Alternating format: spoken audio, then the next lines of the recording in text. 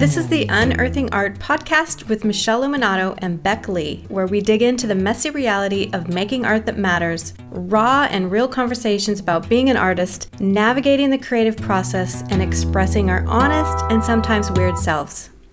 We were just chatting, Michele, before I hit record, and then about, 20, 30 minutes into that conversation, we're like, we should really just be recording this. Yeah. Why do we do that? I was asking you for advice and a little bit of, a sanity check and just help because with what I've been working on in the studio over the weekend, and also reading that I'd been doing about different types of thinking and ways to solve problems, and just tying myself in a very classic Beck overthinking knot. A little bit of a knot.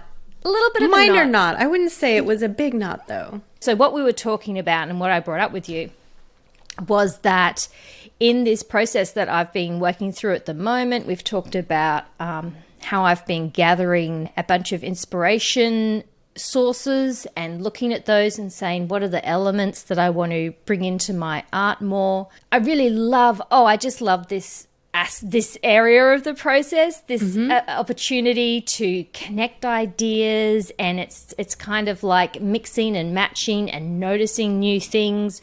So one of the things that I noticed in what I was writing and what I was looking at, my visual cues, was this idea of layering.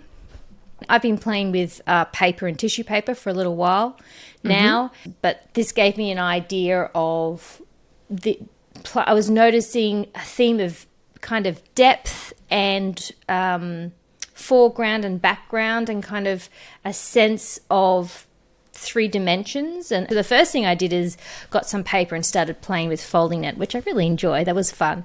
Yeah. And then also applying pigment and values to the paper to kind of accentuate that. And that was great. But the funny thing about that was at that point, my mind started going back to some work I'd done in the past, and it started to twig to me that there were what in those what you things, were drawn to. Yeah, I was so drawn to actually was connected to this idea of depth. And previously I'd done it just by having layers of transparency in the paper. And the other thing that really reminded me of is paintings from 18 months, 2 years ago, where I had just kind of almost accidentally created a kind of luminous effect using a particular medium that I found that made the acrylic very soft and sort of semi-transparent, but it still had a body to it. I was like, okay, now I've got this idea of working with paint, but I'm really into working with kind of these chalky and paper effects. How on earth are these two things going to go together? I started to get really tied up in that problem, like, how am I going to make this work? And then I thought, let's just start with the paint. Let's just start with mixing up some colors. And now, listeners, we come to the point of this long story. We get to the pointy end, just so you can see the path that I've been on. And then I was in the studio yesterday, and I started mixing some paint, started putting some things together, and it wasn't working. Nothing was coming together in a satisfying way. And I just felt like, this is all too hard. This is obviously the wrong idea. Maybe I need to just be doing something else altogether. And then I said to Michele, what am I doing, Michele? What do I do about this? And that's where we come to this point. Yes. First of all, I love juicy conversations like this, because I think having studio context is so helpful in these conversations, because we can get really specific. So I just, again, as always, I just appreciate you sharing your story with us so we can kind of experience what that is like. And I think one thing that comes to mind is when it's all smooth in the studio and we're like, yeah, it's all kind of working, the mind cooperates, there's less resistance. But when we're trying to achieve something, which I know what you were trying to achieve. And technically, there's some skills that have to be built up and practiced along the way. And sometimes I think we have these expectations of trying to achieve these certain results technically that can be really challenging. And I'm going to say it just the way I say it is sometimes practicing those skills are really freaking boring. You know, it looks ordinary, looks really ordinary. And I think we have to be patient with ourselves because our mind will easily say, oh no, you're not good at this. This isn't working. It's not coming naturally. You better just give this up. You better try a different path. Does this sound familiar? Oh my God, totally. And then as you're saying that to me, from, you know, I'm pretty sure that's what I said like 3 minutes ago. But as you're saying this to me now, I'm going, hang on, that's like what kids say when they have to try a new thing and it doesn't work straight away. It's like, am I having like a bit of a childlike reaction to something that's hard? Totally. And I think it's just a human reaction. I don't even know that it's childlike. Maybe children throw temper tantrums a little bit more and do a little pouting. Yeah. And so I suppose I didn't throw my paint on the floor and break all my brushes or anything. Oh, thank goodness. Fair. Yeah. So I think it's a normal response, but I think that it's, for me, it's been to trick my mind to saying, no, this, I know I don't know this yet. And again, I've worked through some super challenging technical things, especially with the geometrics. There was a lot of subtlety I was trying to do. And I can tell you, like, I bombed a lot. It did not work. Color was tricking me. Like, all sorts of stuff was happening. It wasn't giving me depth. And I think that practicing that, what I consider more ordinary stuff, because you're just disappointed. You know, you're disappointed that your mind's like, no, I see that. That's what I want. And then technically we experience this bit of a mess because sometimes we can't recreate what we're imagining it to do.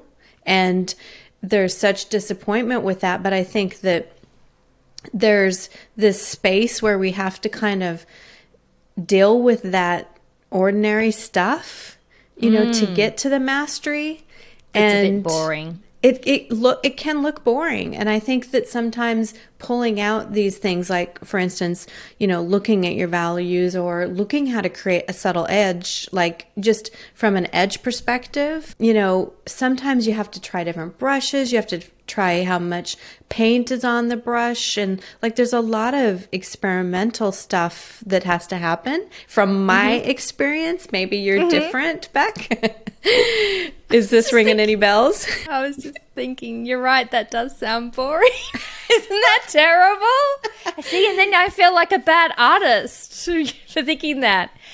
But also what I was thinking about these technical skills and trying things out is that it's not actually going to be a waste of time. No. As in, if I'm intrigued by that, if I'm noticing that effect with paint and light and I'm interested in it, that putting some time, as you say, a week or something, even it can be just like that. And also that's the other thing. We always think, oh, but to learn that it's going to take forever. Exactly. But taking some time to have a look at it, whether or not I have that doubt about whether it's going to be immediately applicable in what I'm trying to do, it's also, and I feel like you've told me, we've had this conversation before, I'm having a little bit of deja vu. It's always going to throw up some more information which could be really useful. And I don't know how useful or unuseful that's going to be until I actually do it. Yeah. Am I going to use that particular painting technique in the next piece of work that I do? Maybe, maybe not. Is it something that I might end up using next year? Maybe, maybe not. But in the meantime, whatever I learned from it is something that I might then take back and apply to working with the paper or working with something else. Like it's literally can be also connected. Oh, yeah. And I think that as artists, like when the mastery starts really unfolding is when you have taken all these little tests, you know, experiments and studies, and it's like a toolbox, you know, you're just adding this new skill, like that's adding to your toolbox. You might not use it tomorrow, but maybe in a year you're like, oh, remember when I did that thing?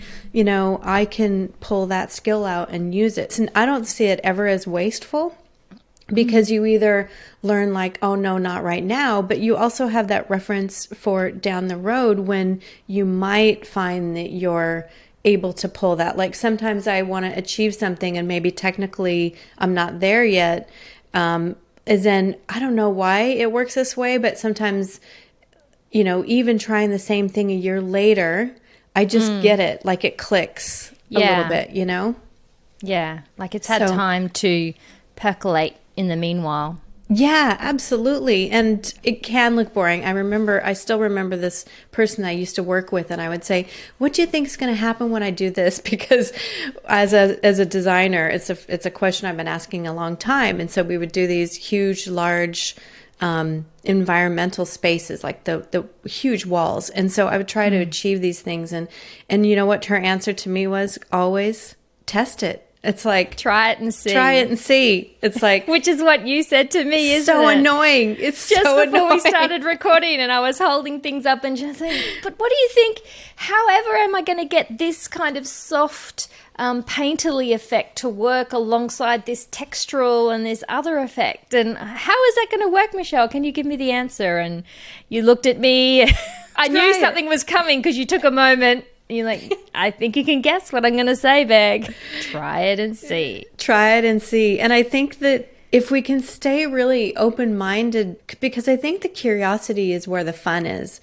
Curiosity is where you can allow yourself to maybe do 3 variations instead of 1, you know, because when I'm looking at, you know, maybe mixing a certain kind of a layering of color or mixing a color or even trying a shape, I do a few different variations just to see, like, could it be this or could it be this or could it be this? That playful 4-year-old that's always like, why? You know, like if we can live in that just briefly, like we don't have to linger in it for a long time, but if we can linger just a little bit longer, instead of 10 minutes, could we linger for 20? Could we linger for 30? And just be more curious, like why, what's going to happen? See if we can kind of push the materials we have. And if we can't, then we have to ask, like, is this going to work or do I need something else? I think just staying in that curiosity. I know that sounds really boring and sort of simple,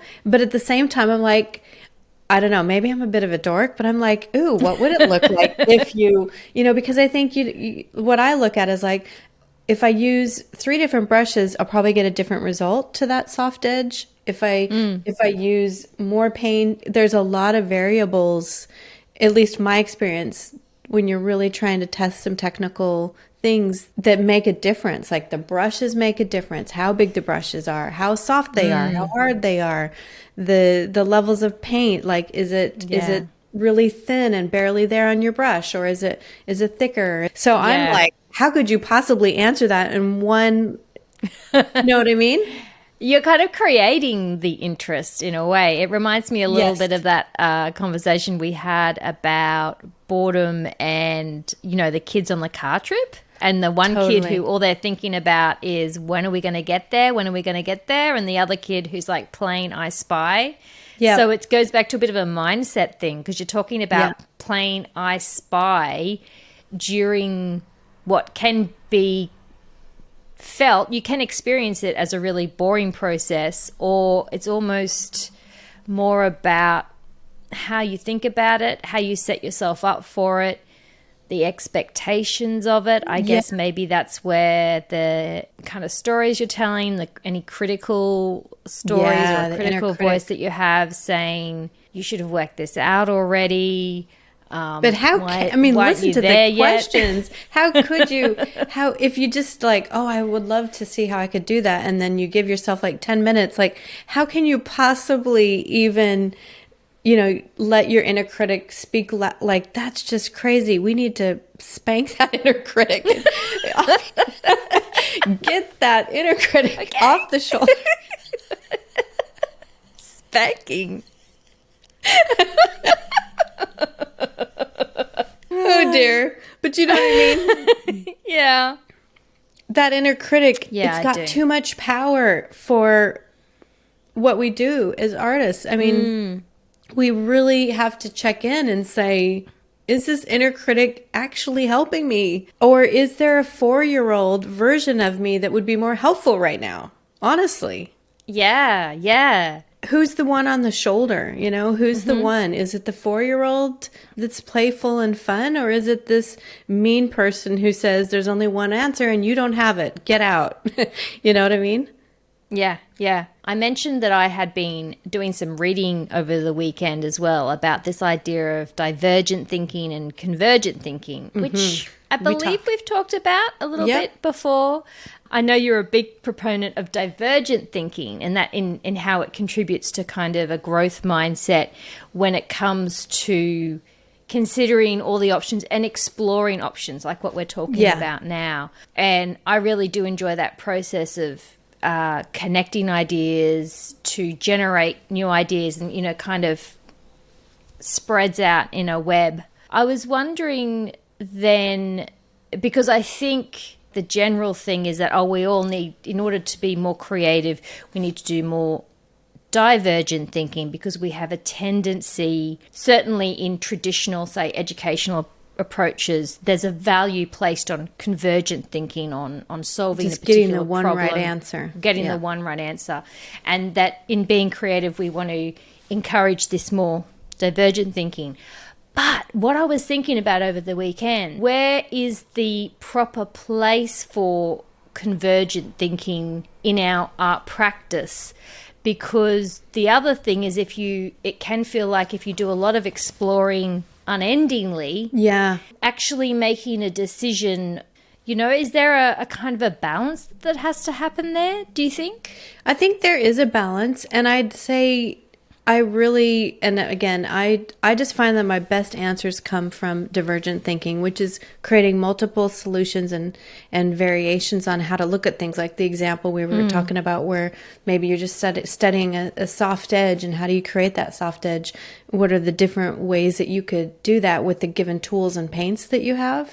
But I think at some point, if you have enough in front of you, as in like in my case, you know, 5 or 10 examples of something, is there enough information where you can say, yep, I'm ready to, like, if you're excited enough. I think the problem is, like, if we haven't really felt that connected to those solutions that we've come up with and those divergent thinkings, those options, then it is hard to make a path forward. And I definitely have seen that in my own work where maybe it's there, but I'm not really that excited about it. So I think, but we have to check in with ourselves. I think it's a fine line of, are we fearful or are we not excited? I think that sometimes if I think, oh, I really love that idea, but I just don't have the technical skills, I think that's a fear-based decision, you know, rather than, well, what would it take for me to get those skills? What would that look like? How could I test that? How could I practice that even in a small way? Because mastery doesn't happen overnight. It's the result of showing up and, you know, practicing a little bit here, and then you keep practicing a little bit here and a little bit there. So say you practice this soft edge and come up with 5 or 10 different ways to do it. And then you can say, well, I'm going to pick one now to proceed. I might not be perfect, or there is no such thing as perfect anyway, but I'm going to pick one to move forward with and test it, you know, even further. And now I'm going to commit these ideas and go forward with that. And then we learn from that, you know, and we can keep practicing it along the way. So I think we have to check in with, is it because we're a bit fearful of what it's going to take to get that mastery, or are we not interested in the idea? That's definitely something I've noticed in my own work. And I think we're really impatient. I know for me, mastering some gradients that I was working on, the first, I don't know, I hate to say this because it might disappoint people who were like, doesn't this happen overnight? It took me like a good 6 months to 9 months to really start liking those gradients. You know, there was a lot of What kept you doing that while you were not liking it for 6 months? I wanted it. It was not optional. Why did you want it? Because I've always loved them. for me not to, like, I've always loved him. It would be like, I don't have any good seed or landscape analogies today, but I think that it was one of those things, like, if I did not have that in my toolkit, it would be just one of those missed things. It was part of my vocabulary that I knew I wanted to have, because it's always been an important visual thing. I've been doing gradients forever in all of my work. And for me not to have that ability to do that in painting was like you not having writing in your vocabulary. Yeah. You know what I mean? Yeah. So I think that that's where we have to question, like, how committed to the idea are we? And, you know, I've always loved them, so it was worth it. But I think that some of these things that are harder, you know, we suck, quite frankly. And had you seen it, when you say I wanted it, I always wanted it, had you seen some examples or did you have an idea of what you were aiming for? Like, did you have some different examples of different ways that people approached it? And I just went into test mode, like, okay, I'm going to test this way of doing it. I'm going to test this way of doing it. I'm going to test this way. So with that, I literally have, and that's a great example of divergent thinking. I can make a gradient in about 5 different ways. And it depends on what shapes I'm working with, what kind of paints I have, and how quickly I want to do the work. Like, it literally is one of those things that I can do it in a few different ways. And so it's not one of those questions like, how do I do it? Now it's more like, well, which way do I want to do it today? Yeah. When I think of convergent thinking, I also think about a more directed approach to things. Like, it's I imagine it's a bit like how in project managing or something, where you start breaking down, okay, you say, these are the materials that I have, this is the time that I have, how can I go about doing this? When you're talking about that kind of commitment and decision making, because there is a decision there in that I'm going to focus on this gradient, I'm going to focus on working with in this particular area and apply myself to it, and do it creatively and come up with different ways. But there's kind of a commitment to it, and I wonder whether sometimes that can be a bit of a struggle, because I know we've talked about both sides of this. We've talked about not committing too early to an idea, not being fixed in our mindset. I think we talked about that on just the last episode. Yeah. Like, don't be too fixed. Know that things can change all the time, and yet we're also human beings with a limited time span, and we live in a physical space, and there's kind of limits to what we can do. So perhaps sometimes it's also balancing against choosing a path, because that's the only way we can physically, materially move forward. Does that definitely. Does any of that make sense? I think that, because for me it was one of those things that I was going to work with color. Like, I knew in my heart, like, color is so important to my work. And one of the ways that I wanted to work with color was how to move color, how to shift it from one to another. I think the difference too is, like, I was going to play to win. I literally was looking at it like, I'm going to get this. Yeah. I don't know when or exactly how, but I'm going to get this. So I never really saw it as a optional thing. I think that that's kind of a mindset thing too, where I think that if we're like, am I ever going to get this? Like, if we linger in that, it does feel like super, I don't know, uninspiring. I feel much more empowered where if I say, I'm going to get this, but I don't know when. So just to be really pedantic about this. Go for it. Just to really, like, put you on the spot and pick this apart. Is that not a bit fixed? Is that not, like, are there not possibilities of other things that you could have done that you've kind of missed out because you were focused on that? I don't know if missed out, though. I think that you have to decide what's really important. I mean, me learning how to move color was important. Yeah. It wasn't, what wasn't fixed was how I was going to do it. Yeah, yeah. But moving color was important. And so adding ways to do it to my toolbox is what I spend my studio practice doing. Yeah. You know what I mean? And you're really interested in doing it. I guess when we've talked about being fixed with things previously, it goes hand in hand with if something's not satisfying, if something's not working, then to open up more about what are different ways of approaching it, and not to be locked in. You know, we create these cages for ourselves a little bit. Yeah. And as an example of that, there was a point where earlier in these color gradients that I was doing it a certain way, and I was getting a little bit bored with it, but really frustrated how slow I was going with it. And so that would be like a box where I was like, either I got to change things or I'm going to stop doing it because it's that annoying. Right. And then I was like, well, what can I do now to do it in a different way? What kind of tool could I use? What kind of paints could I use? And that's where I was still attached to, I really would like to do this. I just don't like the way I'm doing it anymore because I'm too slow. Right. So that's where I think we have to open up to, again, it's not that I'm fixed on the way I'm doing it. It's more of, I just still want to do it. I just need to find a different way. But funny enough, I went and tested all these other ways, and I still go back to that original one in some cases. Like, it's just a piece of the toolbox.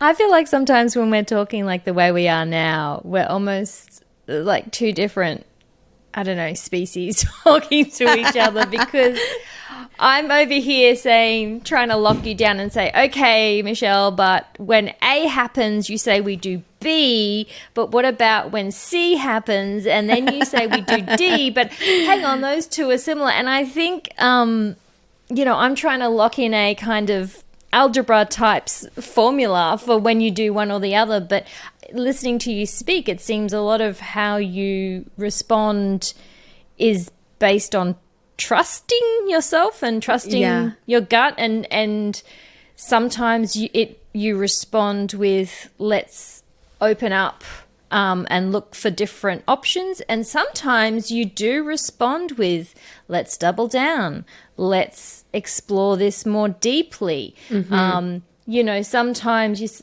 it's I see in when you're coaching artists, you pick up the thing of, is this something you're really interested in?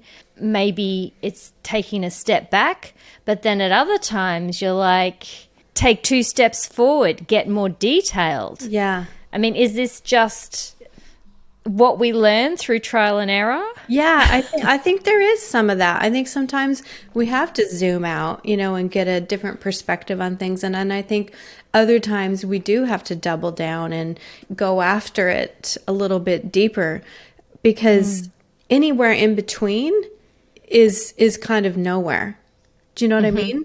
I feel like if you double down and you go deeper on something, you know, you're reinvesting, you know, you're recommitting.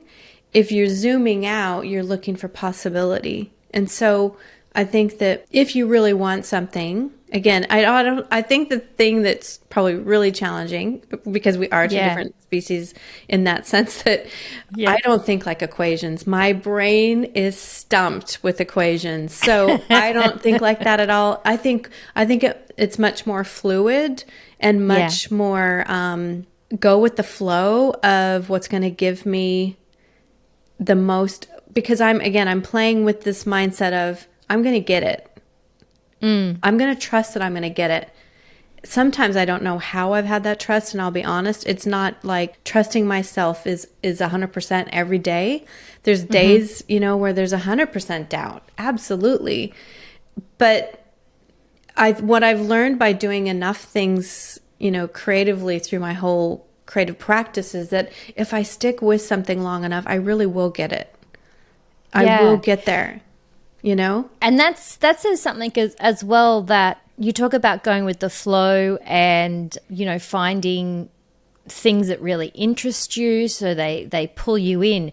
But you also talk about sticking with things and even hard work. Yes. And going through the slog. Yes. So so it's not all just what interests you, and it doesn't necessarily feel great all the time. I know you were talking about Seth Godin and that idea of the hard work. Yeah, it's a book I read a long time ago, but if you haven't read it, The Dip, he does talk about the difference of between, knowing when to quit and knowing when to go through the hard slog, because, well, the idea that I translate it to is the hard slog is like the ordinary stuff that we're talking about here. It's the, oh, do I do it like this or do I do it like this? And sometimes that looks really ordinary and sort of like maybe a waste of time. But I think that's what creates mastery. The reason why I can do gradients in 5 different ways is because I did the slog of testing how many options could I use and what would be good for right now. If we go into our studio and we're like, oh, this is boring, this is hard slog, this is how uninspiring is that going to be? If we go in and say like, how many ways could I test out how to do this? Like, I think it's really the mind shift. And again, I say that because when I was younger and someone said, go test it, I was like, really? How annoying. Honestly, I mean, I can't even tell you how annoying go test it would sound to me. It was like chalkboard. But the reality is that's what gives you the result. You can't know the answer without testing it. And the only one who can test your ideas and your practice is you. It's like it's the whole, your trainer can't do your push-ups. You're the one in there doing it. Damn it. Are you telling me? I know, honestly. I've tried to hire out the push-ups and it doesn't work. But I think that it's more about like, what are you telling yourself? What are you asking yourself in the studio? Because if painting really means something to you, and I mean like you really want to work with, paint and creative processes, and painting is part of that practice, like the actual paint itself. Learning how to use it in various ways is part of the skill set. And I think that it does take years of messing with it, and I look at more as like a real test. When I first started painting, I thought it was going to be like, well, just it'll come out automatically somehow. It's like, well, isn't being a painter really easy? Not. And I think the more I paint, the more I realize, oh, there's so many ways to paint. So I don't look at it as a fixed thing in terms of what could a painting look like anymore. And that's where I go, be open. Don't get too locked down. But I guess if I find myself a little bit bored with how I'm approaching something, I look at it and say, am I just being impatient or am I just not interested? I think there's a discernment that you kind of got to develop around those kind of questions. Am I just being impatient? Is there some fear coming into this? Am I just not interested? And maybe you can't really judge how uninterested you are without a little bit of investigation. Maybe you can't decide on day one. Because day one of my gradients, I was not that interested in what I was producing. I can tell you that. But I always like to ask the question like, well, how bad do you want it?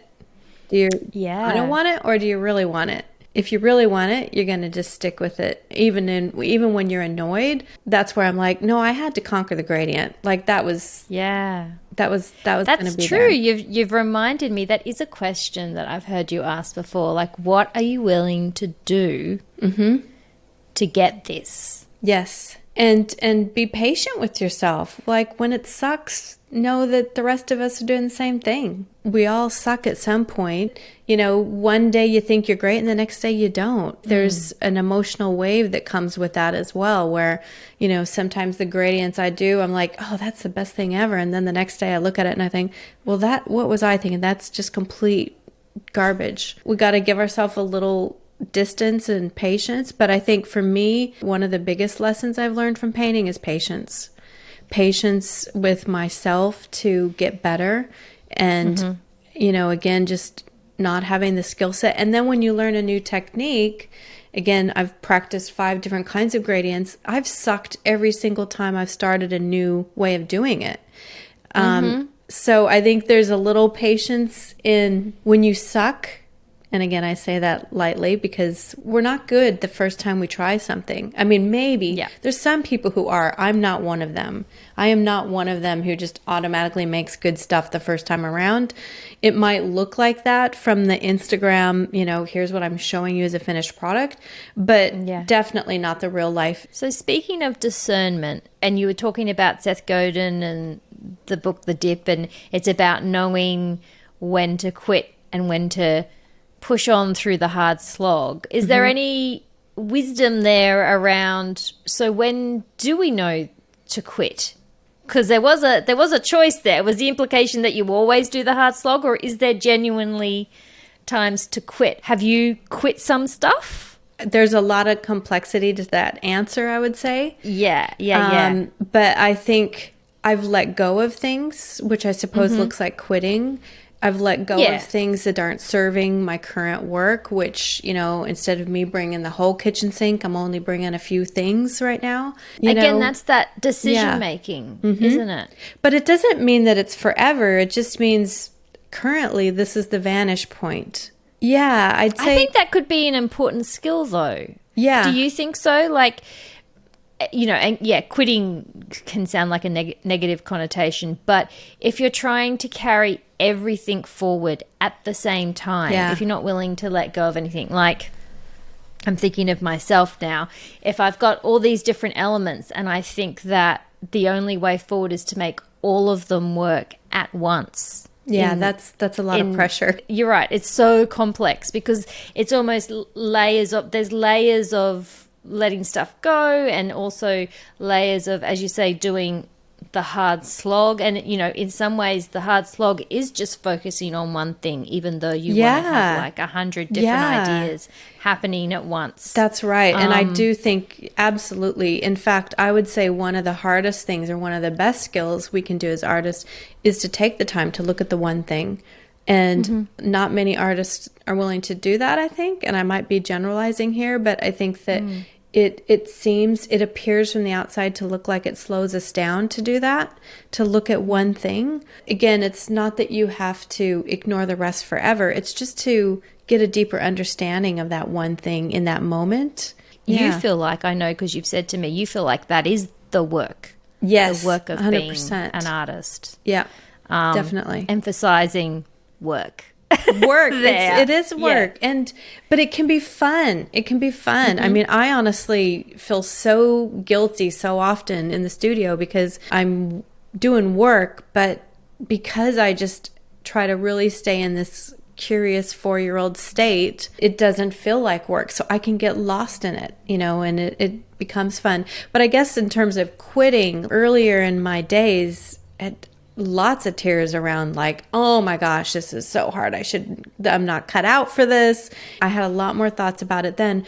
But what happened really was that I was like, there is no other. This is my plan B. This is it. So and there's a bigger, higher level kind of decision that you're making as well. There's a commitment to it, as in not like thinking, okay, every 5 minutes, what are the other options of things that I could be doing? Right. Being an artist. That was the first difficult bridge to cross, where it was like, no, this is it.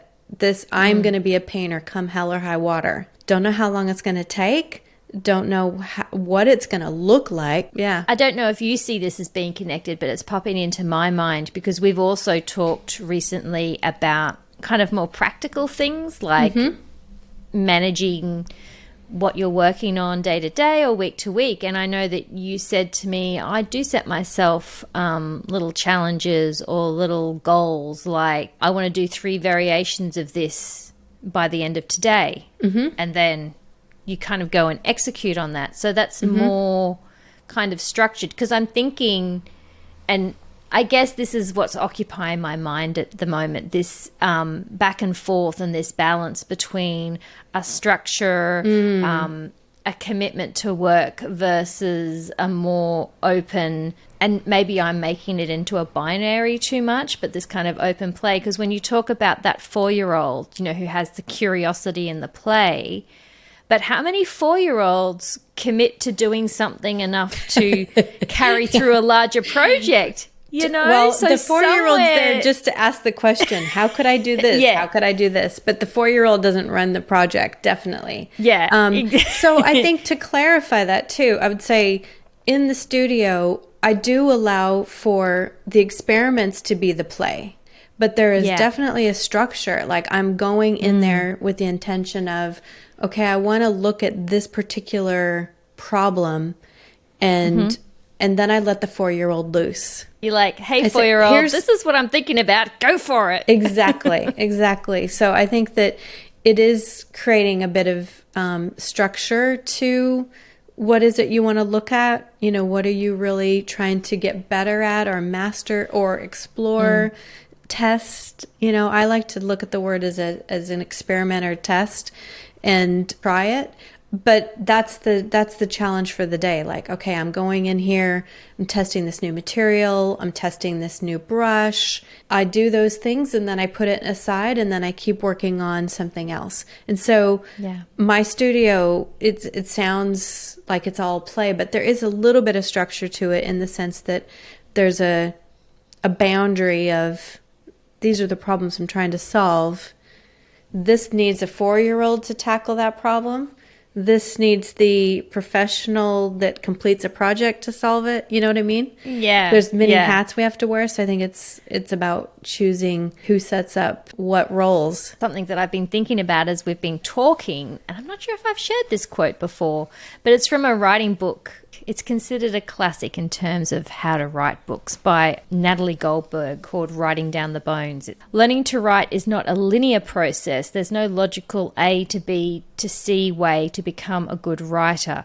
One neat truth about writing cannot answer it all. There are many truths. To do writing practice means to ultimately deal with your whole life. If you receive instructions on how to set a broken bone in your ankle, you can't use those same instructions to fill a cavity in your teeth. So you might read a section in this book that says to be very specific and precise. That's to help with the ailment of abstract general meandering in your writing. And then you read another chapter that says to lose control and write on the waves of emotion. That's to encourage you to say really deep down what you need to say. Or in one chapter it says to fix up a studio, that you need a private place to write. And then the next chapter says get out of the house, away from the dirty dishes, go write in a cafe. Some techniques are appropriate at some times and some for other times. Every moment is different. Different things work. One isn't wrong and the other right. Yeah. That seems like a lot of what we talk about to do with painting and art in our studio. Absolutely. It is where you have to look at the scenario. Are you looking for more creativity? Your 4-year-old is definitely running that show, you know, honestly. We hope. Yeah. I mean, you hope, but I think that's, and if you have trouble kind of taming the 4-year-old and committing to something, then you have to just trust that older. I mean, I think this goes into trust, which could be an interesting podcast topic as well. But I think trust is something that we have to practice, learning how to trust ourselves. And there's a lot of complexity to that and why we don't. Yeah. But there is no one right way or wrong way, you know, to make art. There is just making a commitment to a path that you care about.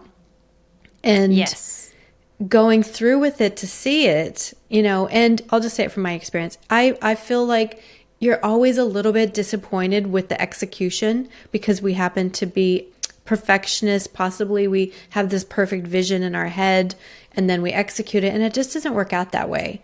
I remember being a young artist in my 20s and was telling my grandmother, who was an artist, that I was disappointed, and she started laughing at me.